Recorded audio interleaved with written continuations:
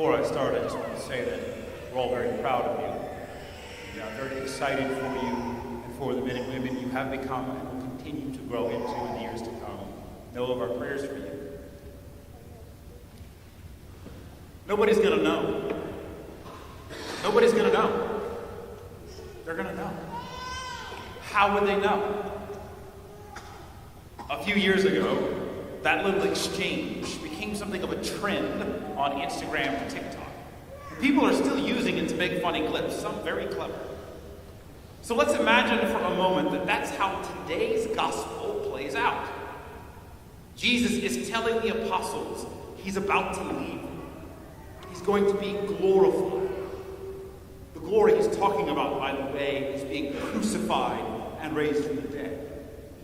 After that, however, he's going to ascend into heaven and will no longer physically be present on earth. You can almost imagine the disciples worrying about that. If Jesus is gone, nobody's going to know. Nobody is going to know that God became man, that he forgives sins, that he has given us this incredible gift of friendship and union with him. We're disciples of God himself, but no one will know because they won't see Jesus. And what does Jesus say?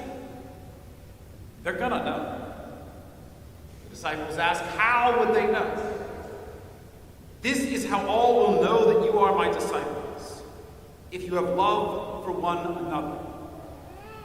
In the original meme, the joke is that you don't want other people to know whatever it is you're doing. But in this example, it's the opposite. We do want people to know we're following Jesus. But if people can't see where Jesus is going, if they can't see him, if they can't see the path to heaven that Jesus is leading us on, how in the world will they know that we are following him?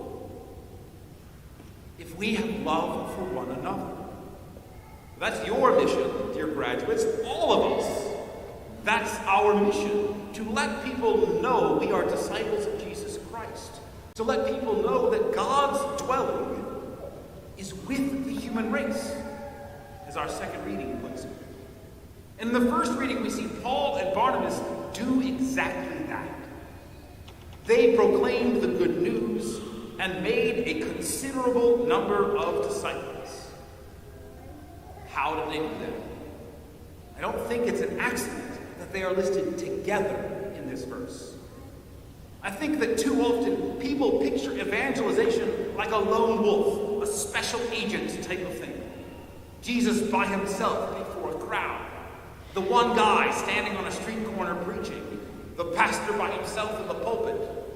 The author of books and articles about faith. The one-on-one arguments to change minds. As if these are the primary ways of making disciples. They're not. Don't get me wrong, every single one of those is part of our evangelization and can be powerful expressions of faith. But for those to be successful, they cannot stand alone. People might hear, watch, or read what an individual says, but they'll also watch how they live. And if the way they live is not compelling, the words will be sterile. Jesus sent his disciples 2 by 2 to evangelize, despite the fact that they wouldn't have enough time to reach every town. And in his final speech to the apostles before he dies, what does Jesus tell them to do? Preach? No. Wash each other's feet and share a meal of his flesh and blood. It's about love. It's about communion. To be a disciple of Jesus Christ is not just a list of good things to do and believe. It is a network of relationships. Don't be lazy about this. Relationships can also do a lot of harm, especially when they're based on sin and abuse and greed. But if they are relationships of genuine love, people can quite literally see God in them. St. Paul was an excellent writer, but in his own words was not very impressive in person. Yet he converted so many people. How?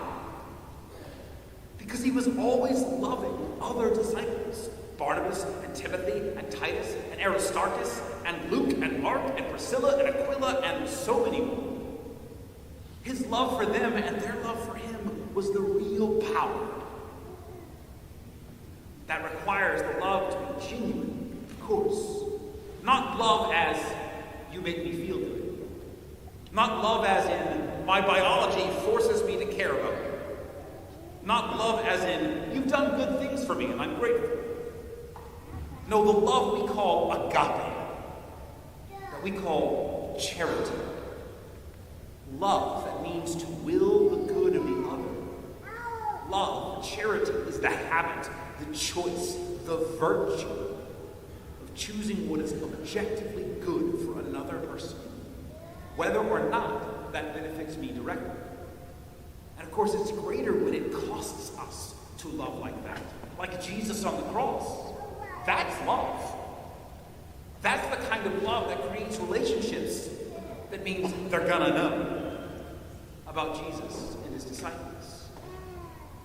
You graduates are about to embark on an important part of life, the next step deeper into what it means to be an adult who participates in the world. And most of you are stepping out of a vast network of relationships that have basically defined you for most of your life. There are many things to do, to learn, to prepare for. And out of all the things I could urge you to not forget, this is the one I think God wants me to focus on. Love one another. Really, all of us would do well to examine our lives in light of this command. Do not go it alone. Yes, it's good to enjoy some of the freedom and independence that comes from getting out of your parents' house or not having to follow the bell schedule of a high school. But you need other people. Always. And people always come with some strings attached, burdens and demands of time and energy. I don't mean you should desperately hang on to friends who will drift away. You're going to lose touch with some people. All of us go through times when relationships fade away. Loss is part of life. If you can't hold on to some that you have now, great. And even if you can't, do not forget to look for people who love like Jesus and for people who love you like Jesus. Common interests and hobbies are important, yes. But is there, and will there continue to be, someone in your life who can call you out on your sin because they love you enough to want you to be better? Do you look for ways to inspire faith in the people you love? And are there people who sincerely inspire faith in you? There are a lot of fakers and manipulators in the world, but true disciples of Jesus do exist. Find them, love them, and let them love you. And I'll tell you a good place to start. You're already here. A church parish. Maybe a college campus ministry, or what we call a church movement. Most of us, when we were young, primarily experienced church through youth ministry and special events designed for us, for you, as young people. That's not going to work. Not for very long. So it is time to look at your church parish, whether that's here or somewhere else down the road. To look at that as something you commit to, rather than as a service provider. A church parish is not Walmart or Amazon or some restaurant, but you judge it by how satisfied you are with their product.